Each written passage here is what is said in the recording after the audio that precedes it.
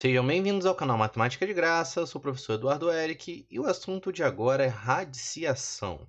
Nós vamos fazer uma pequena introdução sobre os estudos dos radicais. Se você não assistiu às aulas sobre potenciação, eu recomendo que você assista, até mesmo para entender melhor esse conteúdo. Então, vamos à aula. Nós temos esses elementos, nós vamos dar os nomes a eles. Esse daqui é o nosso símbolo do radical, ou apenas conhecido como radical. Esse número n, que fica aqui do lado externo, lá de fora do radical, é dado o nome de índice do radical. Esse número a, que fica aqui dentro do radical, ele é dado o nome de radicando. E aqui o b, que é esse número daqui, ele é chamado de raiz, que ele é o resultado. Vamos agora aprender a ler, fazer a leitura. Então eu tenho o 2 está como índice, o 2 e o 3 como índice, eles são casos especiais, eles têm nomes especiais. Assim como na potenciação, o 2 e o 3 tinham nomes especiais, aqui na radiciação também vão ter nomes especiais. Então aqui eu tenho o 2 como o meu índice e o 25 como radicando. Então eu vou ter raiz quadrada, por conta do 2, de 25. Aqui eu tenho como 3 como índice e o 8 como radicando. Então vai ser a raiz. Lá no caso, quando era potência, era cubo. Aqui vai ser cúbica para concordar com raiz. Então vai ficar raiz cúbica de 8. Nos demais casos, assim como lá, a gente vai usar números ordinais. Lembrando que é quarta, quinta, sexta, sétima, oitava, nona, 11ª, 12ª. Então aqui eu tenho um caso 4 como índice e o 16 como radicando. Então vai ficar raiz quarta de 16. 5 como índice, 27 como radicando. Vai ficar raiz quinta de 27.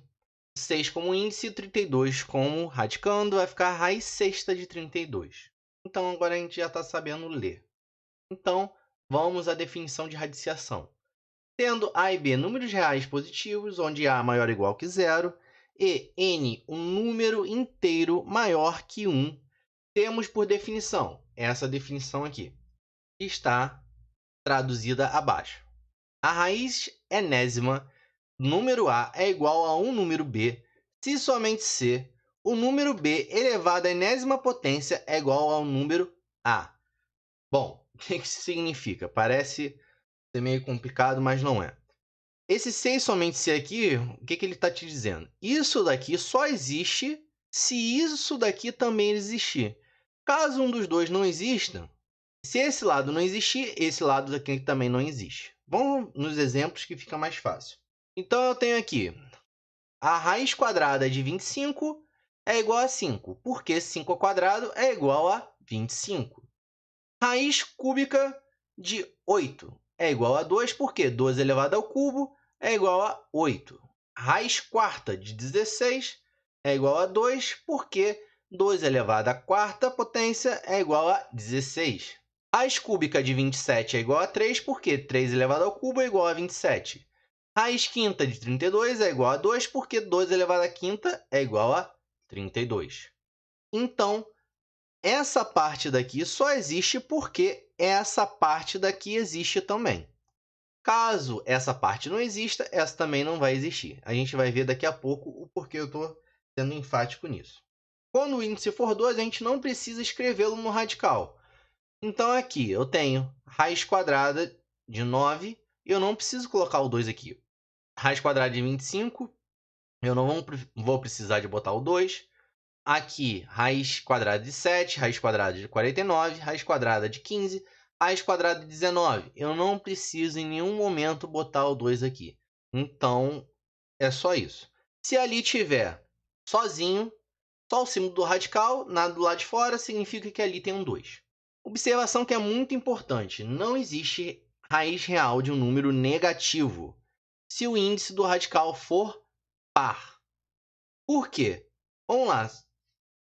Se essa parte daqui só existe se essa parte existir, então como é que eu vou achar, por exemplo, a raiz quadrada de menos 36, se eu pegar aqui esse número que eu não conheço, elevado ao quadrado tem que dar um número negativo. Isso é impossível. Pelas regras da potenciação, todo número elevado a expoente par, ele é positivo. Então, eu nunca vou conseguir aqui, nos números reais, encontrar um número que me dê um número negativo. Seja ele por 2, seja ele por 4, seja ele por 6, por 8, por 10, qualquer expoente par.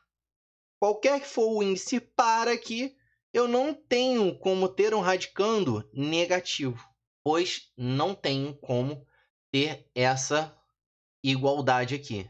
Eu não tenho como isso daqui ser verdade e isso daqui ser verdade também. Sendo radical raiz enésima de A, temos que analisar dois casos. Quando o índice for par e quando isso for ímpar. Pois, quando isso for par, para todo número real positivo, eu tenho duas raízes. Por que isso? Por conta da propriedade de potenciação. Eu tenho menos 5 elevado ao quadrado, que dá 25, e eu tenho mais 5 elevado ao quadrado, que também dá 25. Ou seja, se eu tentar fazer a raiz quadrada de 25, tanto o primeiro caso quanto o segundo caso satisfazem a minha condição.